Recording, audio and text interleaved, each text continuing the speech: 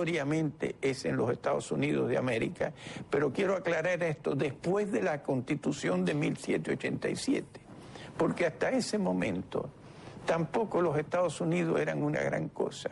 Y esto es muy importante, de que el sistema y aquí hay que rescatar lo que decía Tocqueville, tales son más fuertes los vicios del sistema que la virtud de los que lo practican.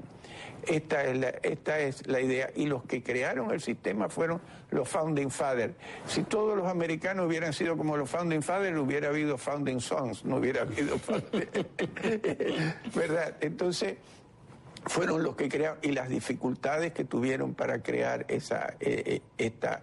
Pero lo que yo quiero destacar primero es el hecho de que el mundo cambió y hay que encontrar una respuesta para poder analizar el mundo que estamos viviendo en otros parámetros de los que se han analizado históricamente, donde parecía, históricamente la guerra era la razón de ser, ¿no? Tan es así que ya en Grecia, el arete, ¿sabe lo que es el arete? La virtud, en Grecia, ¿cuál era? El coraje. Porque el comercio, no, imagínense, Platón dice que los estados tienen que ser autónomos, autárquicos, porque si no, dependen del comercio y se tienen que hacer comerciantes. En otras palabras, ya en Platón estaba esto. Y esto siguió por siglos en Europa. Y los europeos, bueno, lo dice Montesquieu también, se mataban, los cristianos eran los que más se mataban entre ellos, ¿no? En la guerra de los 30 años, en 1618 a 1648, murió la mitad de la población de Europa. Entonces, aquí tenemos que empezar y la respuesta es, ¿qué fue lo que cambió la historia? ¿No? Y acá empieza que Marx reconoce que fue un sistema, pero que le llamó capitalismo para descalificarlo éticamente, porque ¿qué era el capitalismo? La explotación del hombre por el hombre. Y desde mi punto de vista, él dice que los capitalistas mismos no habían entendido lo que habían hecho y que encontraron la riqueza como una cosa que habían encontrado un mago, ¿no? Y había salido la riqueza. Y yo digo que el que cree que no supo nunca cómo se creó la riqueza fue él, porque él, y lo vamos a hablar más, fue quien estableció después la idea de que si se eliminaba la propiedad privada, el mundo iba a vivir de cada cual de acuerdo a sus habilidades, a cada cual de acuerdo a sus necesidades. Bueno, lo único que crea el socialismo son más necesidades. Esta es la historia del socialismo. Vamos a tener que hacer una primera pausa, pero usted ha dicho varias frases, por ejemplo, con relación al socialismo. Tengo dos por acá. El socialismo es una enfermedad mental, pues ignora la realidad de la naturaleza humana. También ha dicho, el socialismo se forja de la envidia o en la envidia. Se administra desde la hipocresía, genera la pereza y destruye la riqueza.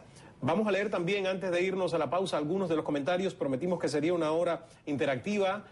Pondremos en pantalla algunos de los comentarios que ustedes nos están enviando a través de Twitter, @CalaCNN, y en Facebook. Aquí está Sandy Encarnación, que en Twitter dice: el capitalismo es el orden social que resulta de la libertad económica en la disposición y usufructo de la propiedad privada. Muchísimas gracias, Sandy, por escribirnos. Hay también otro comentario de Roberto que dice: capitalismo, fin del mundo; socialismo, futuro del mundo. No hay más salida si no es en este sistema justo e igualitario. ¿Cómo ve? Lo que yo decía, siempre hay, digamos que opiniones encontradas. Vamos a hacer una pausa, nos vamos a la publicidad. Cuando regresemos, dígame también por qué usted dice que educar con marxismo es como amamantar con alcohol. Ya regresamos con Armando Rivas por toda esta hora de Cala.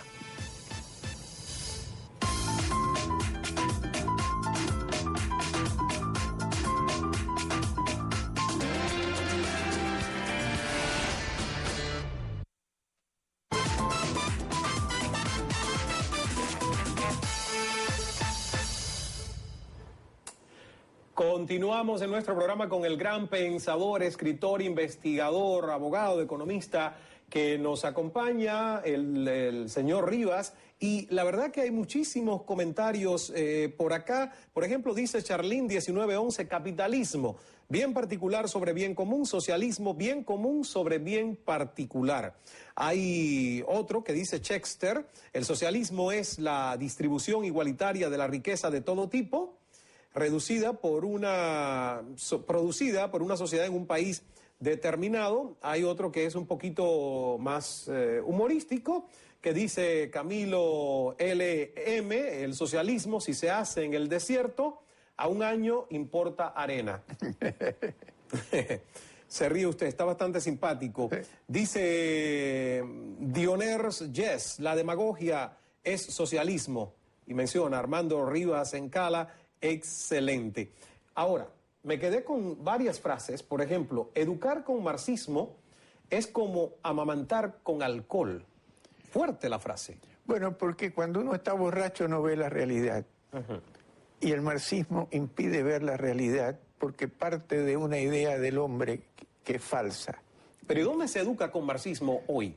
Bueno, se educa supuestamente con socialismo y el socialismo es marxismo vía Bernstein. Porque la diferencia del marxismo con el comunismo tal como lo vimos fue que Bernstein en 1899, Edward Bernstein, ¿no?, dijo que no hacía falta que hubiera una revolución, porque además que Marx se había equivocado, porque no era verdad que los trabajadores cada día vivían peor, sino que al contrario vivían mejor. Pero que había que cambiarlo y hacerlo democráticamente, o sea, llegar al socialismo por la vía democrática, ¿no? Y lamentablemente lo están logrando, porque es, como dijo Aristóteles, dice, cuando el pueblo se hace monarca, viola la ley y desde entonces los aduladores del pueblo tienen un gran partido. Toda la idea de la desigualdad y demás, y no se quiere hablar del problema de la creación de riqueza, que es el problema. Y entonces yo querría hablar ahora de cómo los Estados Unidos transformaron al mundo a partir de 1787. Y por eso le llamo el rule of law, porque se puede decir en castellano Estado de Derecho, pero este es un Estado de Derecho en particular, que tiene una filosofía política y que es importantísima porque fue la primera vez a partir de Inglaterra que se tomó conciencia del hombre como es y se hizo un sistema para el hombre como es.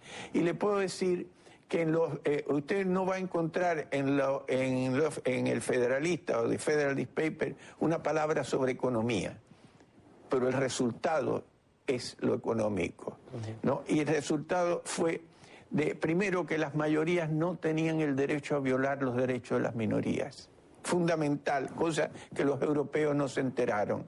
Segundo, que había que defender los derechos individuales, entre los cuales está la propiedad y el derecho del hombre a la búsqueda de su propia felicidad, que por suerte cada uno es feliz de manera diferente. No, porque si todo el mundo para ser feliz tuviera que ser rey de Inglaterra, todo el mundo sería infeliz. Claro, muchísimos, la mayoría, ¿no? Pero entonces el tema pasa porque se reconoce éticamente el interés privado. Y esto fue un principio que está muy claro en David Hume, porque los Founding Fathers, de alguna manera... O los padres de la Constitución, de la Independencia de Estados entre Unidos. ellos Madison, estaba desde mi punto de vista muy influenciado por Hume, porque fíjese lo que dice Hume. Dice, si los hombres fueran generosos y la naturaleza pródiga, la justicia no tendría razón de ser. No haría falta. ¿Qué dice Madison en la Carta 51? Si los hombres fueran ángeles, no haría falta el gobierno. Si fueran a ser gobernados por ángeles, no haría falta ningún control al gobierno. Pero ¿qué es el gobierno? Y esto es lo más fundamental. Es una administración de hombre sobre hombre. Y por eso hay que poner un límite al poder.